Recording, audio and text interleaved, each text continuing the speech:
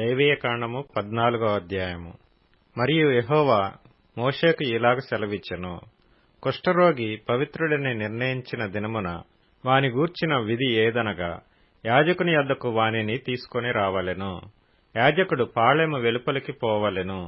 యాజకుడు వానిని చూచినప్పుడు కుష్టు పొడ బాగుపడి కుష్ఠరోగిని విడిచిన ఎడల, యాజకుడు పవిత్రత పొందగోరు వాని కొరకు సజీవమైన 2 పవిత్ర పక్షులను, దేవదారు కర్రను, రక్తవర్ణము గల నూలును, హిస్సోపును తెమ్మని ఆజ్ఞాపింపవలెను. అప్పుడు యాజకుడు పారు నీటిపైని మంటి పాత్రలో ఆ పక్షులలో ఒకదానిని చంపనాజ్ఞాపించి, సజీవమైన పక్షిని, ఆ దేవదారు కర్రను, రక్తవర్ణము గల నూలును, హిస్సోపును తీసుకొని పారునీటిపైని చంపిన పక్షి రక్తములో వాటిని, సజీవమైన పక్షిని ముంచి, కుష్టు విషయంలో పవిత్రత పొందగోరు వాని మీద 7 మార్లు ప్రోక్షించి, వాడు పవిత్రుడని నిర్ణయించి, సజీవమైన పక్షి ఎగిరిపోవునట్లు దానిని వదిలివేయవలెను. అప్పుడు పవిత్రత పొందగోరువాడు తన బట్టలు ఉదుకుకొని, తన రోమమంతటిని క్షౌరము చేసుకొని, నీళ్లతో స్నానము చేసి పవిత్రుడగును. తరువాత వాడు పాళెములోనికి వచ్చి తన గుడారము వెలుపల 7 దినములు నివసింపవలెను. 7వ నాడు తన రోమమంతటిని, తన తలను, తన గడ్డమును, తన కనుబొమ్మలను క్షౌరము చేసుకొనవలెను. తన రోమమంతటిని క్షౌరము చేసుకొని, బట్టలు ఉదుకుకొని, ఎడలు నీళ్లతో కడుగుకొని పవిత్రుడగును. 8వ నాడు వాడు నిర్దోషమైన 2 మగ గొర్రెపిల్లలను, నిర్దోషమైన ఏడాది ఆడు గొర్రెపిల్లను, నైవేద్యమునకై నూనె కలిసిన 3 10వ వంతుల గోదుమ పిండిని, 1 అర్ధసేరు నూనెను తీసుకుని రావలెను. పవిత్రపరచు యాజకుడు పవిత్రత పొందగోరు మనిషిని వాటితో ప్రత్యక్షపు గుడారము యొక్క ద్వారమున యెహోవా సన్నిధికి తీసుకుని రావలెను. అప్పుడు యాజకుడు 1 మగ గొర్రెపిల్లను, అర్ధసేరు నూనెను తీసుకుని అపరాధ పరిహారార్థ బలిగా వాటిని దగ్గరకు తెచ్చి, అల్లాడింపబడు అర్పణముగా యెహోవా సన్నిధిని వాటిని అల్లాడింపవలెను. అతడు పాప పరిహారార్థ బలి పశువును, దహన బలి పశువును వధించు పరిశుద్ధ స్థలములో ఆ గొర్రెపిల్లను వధింపవలెను. పాప పరిహారార్థమైన దాని వలె అపరాధ పరిహారార్థమైనదియు యాజకునిదగును.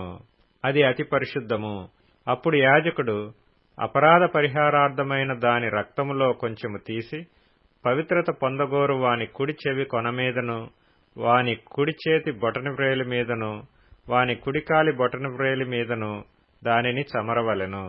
మరియు యాజకుడు అర్ధసేరు నూనెలో కొంచెము తీసి తన ఎడమ అరచేతిలో పోసుకొనవలెను. అప్పుడు యాజకుడు తన ఎడమ అరచేతిలోనున్న నూనెలో తన కుడిచేతి వ్రేలు ముంచి, యెహోవా సన్నిధిని 7 మార్లు తన వ్రేలితో ఆ నూనెలో కొంచెము ప్రోక్షింపవలెను. యాజకుడు తన అరచేతిలోనున్న కొదువ నూనెలో కొంచెము తీసుకుని, పవిత్రత పొందగోరు వాని కుడిచెవి కొన మీదను, వాని కుడిచేతి బొటనవ్రేలి మీదను, వాని కుడికాలి బొటనవ్రేలి మీదను ఉన్న అపరాధ పరిహారార్థ బలి పశువు యొక్క రక్తం మీద చమరవలెను. అప్పుడు యాజకుడు తన అరచేతిలోనున్న కొదువ నూనెను పవిత్రత పొందగోరు వాని తల మీద చమరవలెను. అట్లు యాజకుడు యెహోవా సన్నిధి వాని నిమిత్తము ప్రాయశ్చిత్తము చేయవలెను. అప్పుడు యాజకుడు పాపపరిహారార్థ బలి అర్పించి, అపవిత్రత పోగొట్టుకొని పవిత్రత పొందగోరు వాని నిమిత్తము ప్రాయశ్చిత్తము చేసిన తరువాత వాడు దహనబలి పశువును వధింపవలెను. యాజకుడు దహనబలి ద్రవ్యమును, నైవేద్యమును బలిపీఠము మీద అర్పింపవలెను. అట్లు యాజకుడు వాని నిమిత్తము ప్రాయశ్చిత్తము చేయగా వాడు పవిత్రుడగును. వాడు బీదవాడై పై చెప్పినదంతయు తేజాలని ఎడల తన నిమిత్తము ప్రాయశ్చిత్తము కలుగుటకై వాడు అల్లాడించుటకు అపరాధ పరిహారార్థ బలిగా 1 గొర్రెపిల్లను, నైవేద్యముగా తూములో 10వ వంతు నూనెతో కలిసిన గోదుమ పిండిని, 1 అర్ధసేరు నూనెను, వారికి దొరకగల 2 తెల్ల గువ్వలనే గాని 2 పావురపు పిల్లలనే గాని, అనగా పాప పరిహారార్థ బలిగా 1 దానిని దహన బలిగా 1 దానిని తీసుకొని రావలెను. వాడు పవిత్రత పొంది 8వ నాడు యెహోవా సన్నిధికి ప్రత్యక్షపు గుడారము యొక్క ద్వారమునకు యాజకుని యొద్దకు వాటిని తీసుకొని రావలెను. యాజకుడు అపరాధ పరిహారార్థ బలియగు గొర్రెపిల్లను అర్ధసేరు నూనెను తీసుకొని అల్లాడించు అర్పణముగా యెహోవా సన్నిధిని వాటిని అల్లాడింపవలెను. అప్పుడతడు అపరాధ పరిహారార్థ బలియగు గొర్రెపిల్లను వధింపవలెను. యాజకుడు ఆ అపరాధ పరిహారార్థ బలి పశువు యొక్క రక్తములో కొంచెము తీసుకొని పవిత్రత పొందగోరు వాని కుడి చెవి కొన మీదను, వాని కుడి చేతి బొటన వ్రేలి మీదను, వాని కుడి కాలి బొటన వ్రేలి మీదను దానిని చమరవలెను.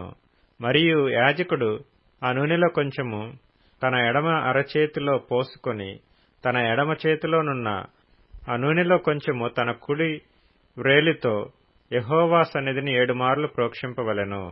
మరియు యాజకుడు తన అరచేతిలోనున్న నూనెలో కొంచెము పవిత్రత పొందగోరు వాని కుడి చెవి కొన మీదను, వాని కుడి చేతి బొటన వ్రేలి మీదను, వాని కుడికాలి బొటన వ్రేలి మీదను ఆ అపరాధ పరిహారార్థ బలి పశువు యొక్క రక్తమున్న చోటను వేయవలెను. యాజకుని అరచేతిలోనున్న కొదువ నూనెను అతడు పవిత్రత పొందగోరు వానికి యెహోవా సన్నిధిని ప్రాయశ్చిత్తము కలుగజేయుటకు వాని తల మీద పోయవలెను. అప్పుడు వానికి దొరకగల ఆ తెల్ల గువ్వలలోనే గాని పావురపు పిల్లలలోనే గాని ఒకదాని నర్పింపవలెను. తన నైవేద్యముగాక వాటిలో తనకు దొరకగల పాప పరిహారార్థ బలిగా ఒకదానిని దహన బలిగా ఒకదానిని అర్పింపవలెను. అట్లు యాజకుడు పవిత్రత పొందగోరు వాని నిమిత్తము యెహోవా సన్నిధిని ప్రాయశ్చిత్తము చేయవలెను. కుష్టుపొడ కలిగిన వాడు పవిత్రత పొందతగిన వాటిని సంపాదింపలేని ఎడల వాని విషయమైన విధి ఇదే. మరియు యెహోవా మోషే అహరోనులకు ఇలాగ సెలవిచ్చెను. నేను స్వాస్థ్యముగా మీకిచ్చుచున్న దేశమునకు మీరు వచ్చిన తరువాత మీ స్వాస్థ్యమైన దేశములోని ఏ ఇంటనైనను నేను కుష్టు పొడ కలుగజేసిన ఎడల ఆ ఇంటి యజమానుడు యాజకుని యొద్దకు వచ్చిన నా ఇంటిలో కుష్టుపొడ వంటిది నాకు కనబడినని అతనికి తెలియజెప్పవలెను. అప్పుడు ఆ ఇంటనున్నది యావత్తును అపవిత్రము కాకుండునట్లు యాజకుడు ఆ కుష్టుపొడను చూచుటకు రాక మునుపు అతడు ఆ ఇల్లు వట్టిదిగా చేయ నాజ్ఞాపింపవలెను. ఆ తరువాత యాజకుడు ఆ ఇల్లు చూచుటకై లోపలికి వెళ్లవలెను. అతడు పొడ చూచినప్పుడు ఆ పొడ ఇంటి గోడల యందు పచ్చదాళ్లుగానైనను ఎర్రదాళ్లుగానైనను ఉండు పల్లపు చారలు గలదై గోడ కంటే పల్లముగా ఉండిన ఎడల యాజకుడు ఆ ఇంట నుండి ఇంటి వాకిటికి బయలువెళ్లి ఆ ఇల్లు 7 దినములు మూసి ఉంచవలెను. 7వ నాడు యాజకుడు తిరిగి వచ్చి దానిని చూడవలెను. అప్పుడు ఆ పొడ ఇంటి గోడల యందు వ్యాపించినదైన ఎడల యాజకుని సెలవు చొప్పున ఆ పొడగల రాళ్లను ఊడదీసి ఊరి వెలుపలనున్న అపవిత్ర స్థలమున పారవేయవలెను. అప్పుడతడు ఆ ఇంటి లోపలను చుట్టూ గోడలను గీయింపవలెను. వారు గీసిన పెళ్లలను ఊరి వెలుపలనున్న అపవిత్ర స్థలమున పారబోసి వేరు రాళ్లను తీసుకొని ఆ రాళ్లకు ప్రతిగా చేర్పవలెను. అతడు వేరు అడసును తెప్పించి ఆ ఇంటి గోడకు పూయింపవలెను. అతడు ఆ రాళ్లను ఊడదీయించి ఇల్లు గీయించి దానికి అడసును పూయించిన తరువాత ఆ పొడ తిరిగి ఆ ఇంట బయలుపడిన ఎడల యాజకుడు వచ్చి దాని చూడవలెను. అప్పుడు ఆ పొడ ఆ ఇంట వ్యాపించిన ఎడల అది ఆ ఇంటిలో కొరుకుడు కుష్టము, అది అపవిత్రము.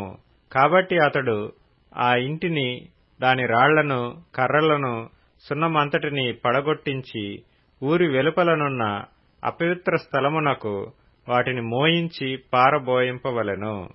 మరియు ఆ ఇల్లు పాడు విడిచిన దినములన్నీయు దానిలో ప్రవేశించువాడు సాయంకాలము వరకు అపవిత్రుడగును.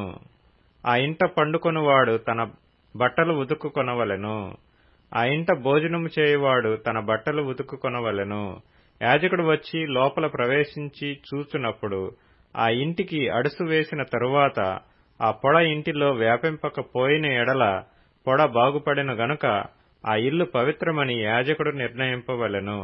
ఆ ఇంటి కొరకు పాప పరిహారార్థ బలి అర్పించుటకు అతడు 2 పక్షులను, దేవదారు కర్రను, రక్తవర్ణపు నూలును, హిస్సోపును తీసుకొని పారునీటిపైన మంటి పాత్రలో ఆ పక్షులలో ఒకదానిని వధించి ఆ దేవదారు కర్రను, హిస్సోపును, రక్తవర్ణపు నూలును, సజీవమైన పక్షిని తీసుకొని వధింపబడిన పక్షి రక్తములోనూ పారు నీటిలో వాటిని ముంచి ఆ ఇంటి మీద 7 మార్లు ప్రోక్షింపవలెను.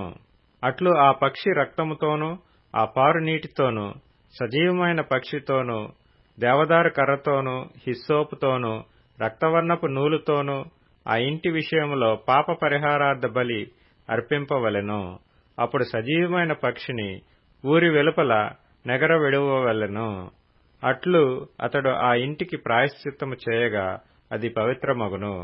ప్రతి విధమైన కుష్టుపొడను గూర్చియు, బొబ్బను గూర్చియు, వస్త్రకుష్టమును గూర్చియు, వస్త్రమునకైనను ఇంటికైనను కలుగు కుష్టమును గూర్చియు, వాపును గూర్చియు, పక్కును గూర్చియు, నిగనిగలాడు మచ్చను గూర్చియు ఒకడు ఎప్పుడు అపవిత్రుడగునో ఎప్పుడు పవిత్రుడగునో తెలియజేయుటకు ఇది కుష్టమును గూర్చిన విధి.